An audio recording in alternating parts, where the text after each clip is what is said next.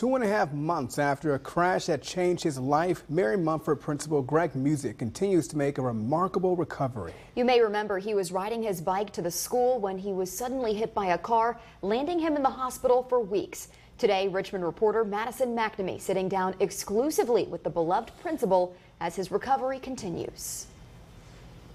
When I sat down with him, he was cracking jokes, keeping a positive attitude the entire time, and continued doing so during his physical therapy session. It's that sort of work ethic that has him in a better position now than he and his doctors ever thought he'd be. You do 5 more? Yeah. For the last 6 weeks, this has been Greg Muzik's home away from home. Pretty much every day I see improvements, but they're small. The Mary Munford principal is humble about his progress.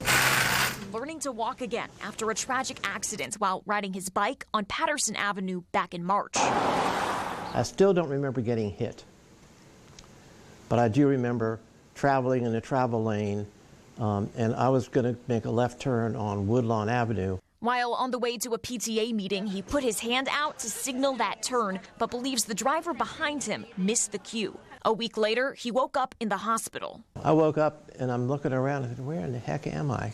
I had no idea where I was. I thought it was a bad dream. From a broken pelvis and arm to a torn rotator cuff. One of the doctors told me that if I had been there for another 10 or 15 minutes, I would not have survived.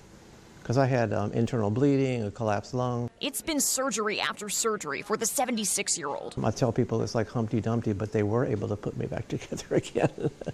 He's now made his way to Sheltering Arms Physical Rehabilitation Facility over in Goochland, where he spends about 3 hours a day working to get his strength back. I really want it to be hard. So sometimes they'll give me an exercise where I'm doing arm lifts to build the tricep muscles.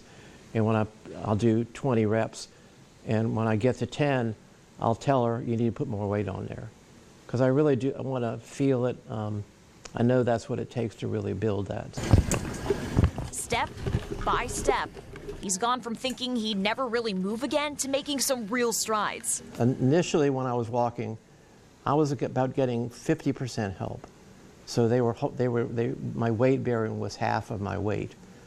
And now I'm doing completely on my own, where it's 100%. Moving about 300 feet with a walker each day now, considered remarkable progress for the couple of months he's been here.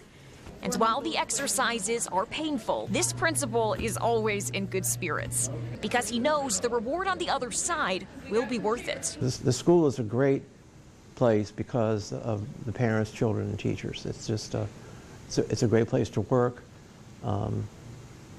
Even the children that occasionally cause trouble are likable kids. Motivated by the hundreds of cards from his elementary school students, Mr. Muzik has an entire community rooting for his return. Did you see the bike ride that they did for you? I heard about it. I saw a little video clip of it.